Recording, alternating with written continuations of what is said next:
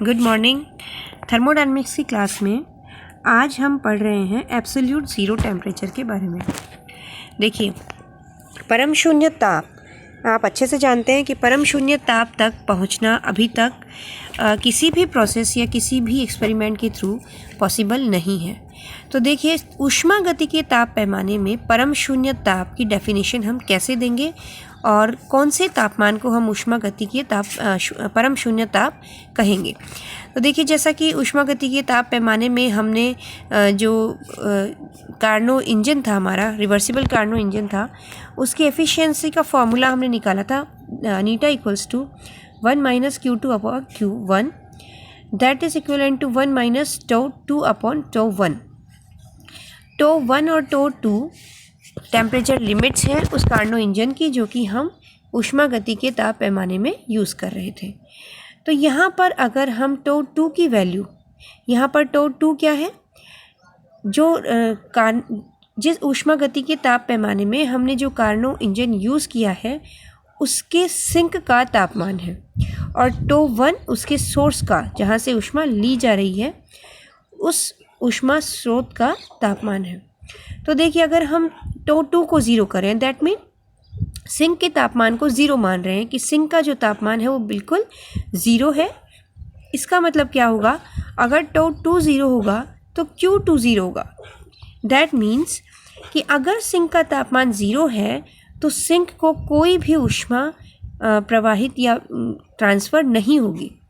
That mean अगर मैं इस फॉर्मूले में τ2 या Q2 की वैल्यू ज़ीरो पुट कर देती हूँ तो नीटा की वैल्यू क्या आएगी, 1।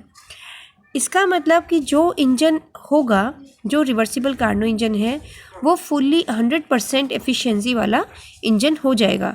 100% एफिशिएंसी या नीटा इक्वल्स टू 1 का मतलब क्या हुआ कि जो इंजन ऊष्मा ले रहा है Q1 स्रोत से, ऊष्मा स्रोत से, जो कि τ1 टेम्परेचर पर है, वो ऊष्मा वो पूरी की तरह से मैकेनिकल वर्क में कन्वर्ट कर देगा। इसका मतलब कि कोई भी ऊष्मा उसके पास रिमेनिंग नहीं है जिसे वो सिंक को ट्रांसफ़र कर सके, क्योंकि सिंक का तापमान ज़ीरो है। सिंक वहाँ एक तरीके से मौजूद ही नहीं है, मानेंगे ही नहीं हम।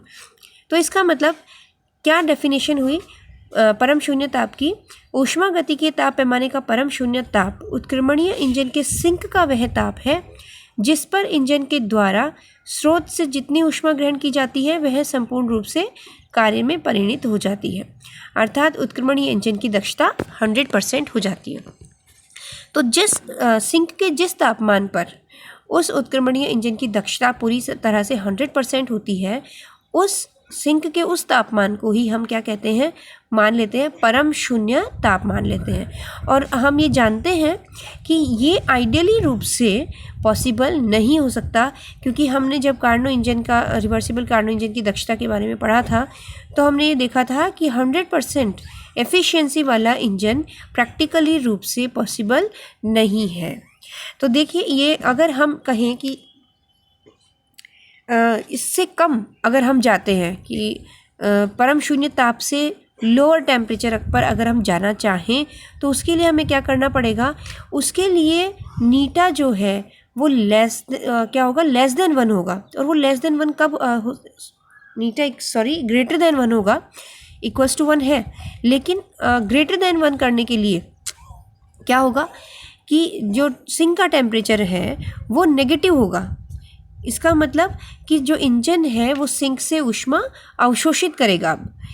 वैसे तो जनरली क्या होगा कि प्रैक्टिकली रूप से क्या होना चाहिए कि जो इंजन होता है वो स्रोत से ऊष्मा लेता है, कार्य करता है, और बाकी बची हुई ऊष्मा सिंक को ट्रांसफ़र करता है।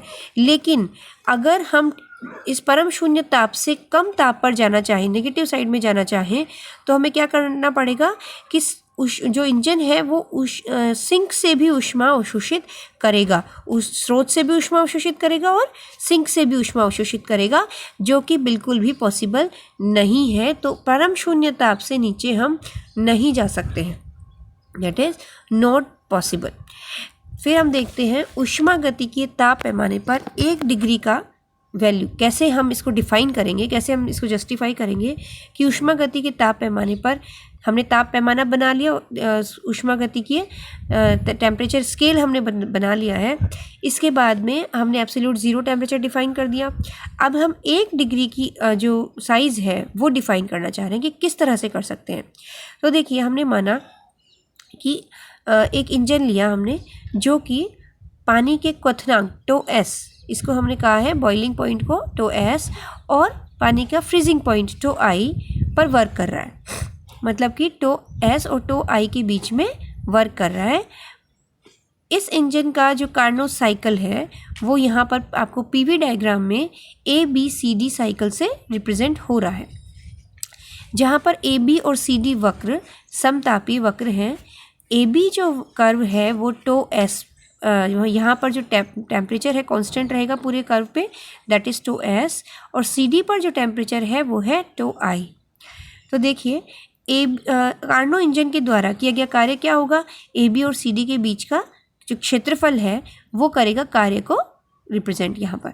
तो देखिए, ये जो ABCD का जो क्षेत्रफल है वो कर रहा है इस कार्नो इंजन के द्वारा किया गया कार्य, जो कि टो आई और टो एस के बीच में वर्क कर रहा है। टो आई और टो एस के बीच में वर्क कर रहा है। टो एस क्वथनांक है, tau S is greater than tau I है। इसका मतलब टो एस वो टेम्परेचर है जो कि सोर्स से लिया जा रहा है, सोर्स का टेम्परेचर हो गया, और टो आई लोअर है तो इसका मतलब टो आई सिंक का टेम्परेचर है। अब हम एक ऐसा कार्नो, इसको हमने 100 पार्ट्स में डिवाइड कर दिया। ये जो इसका बीच का क्षेत्रफल है जो कार्य को निरूपित कर रहा है, इस क्षेत्रफल को अगर हमने 100 इक्वल पार्ट्स में डिवाइड कर दें, मान लिया हमने, यहाँ जो लाइंस आपको दिख रही है ये 100 नहीं है, लेकिन हमने मान लिया कि आगे हम इसको फर्दर इतनी गैप की लाइंस खींचें कि ये 100 इक्वल पार्ट्स में डिवाइड हो जाए, तो ये जो W prime equals to W/100 आएगा।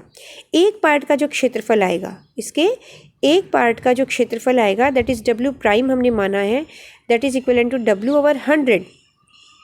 तो ये जो W प्राइम है ये भी क्या होगा, एक वर्क होगा, क्योंकि वर्क को ही हमने 100 पार्ट्स में डिवाइड किया है। तो इसका मतलब कि जो W वर्क था उसका 100 पार्ट वाला जो W होगा, वर्क होगा, उस वर्क को करने वाला जो इंजन होगा, या हम कहें कि इसके एक छोटे पार्ट को अगर हम एक कार्नो साइकिल मान लें, और वो जो कार्नो इंजन होगा जो कि उसकी टेम्परेचर लिमिट्स पे वर्क करेगा, वो क्या होगा, उनके टेम्परेचर डिफरेंस की वैल्यू कितनी होगी, 1 डिग्री के बराबर होगी।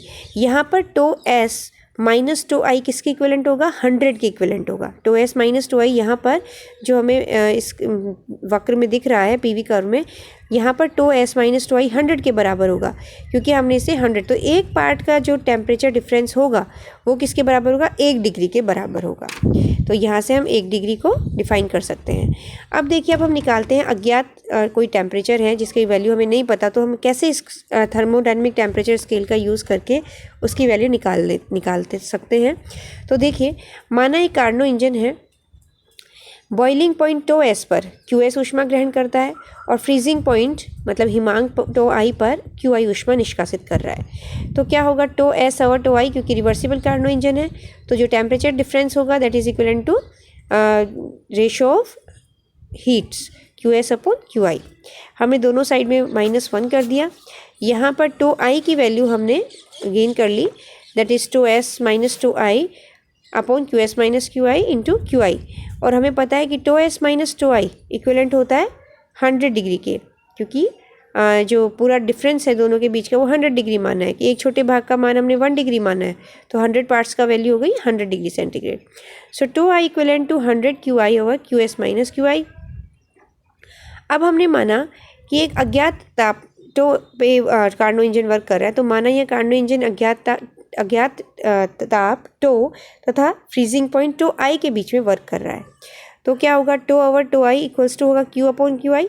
हमने माना है कि अज्ञात ताप टो से वो क्यू ऊष्मा ग्रहण करता है, तो जो टो की वैल्यू हो गई वो हो गई, यहाँ पर टो आई की वैल्यू हमने रख दी ऊपर वाली इक्वेशन से, तो हमारे पास टो की फाइनल वैल्यू आ गई, that is 100 Q upon Q S minus Q आई। तो इस फॉर्मूले से हम किसी भी वस्तु का अज्ञात तापमान ज्ञात कर सकते, फाइंड आउट कर सकते हैं। तो यहाँ आज हमारी सेकेंड यूनिट कंप्लीट हो गई है आपकी।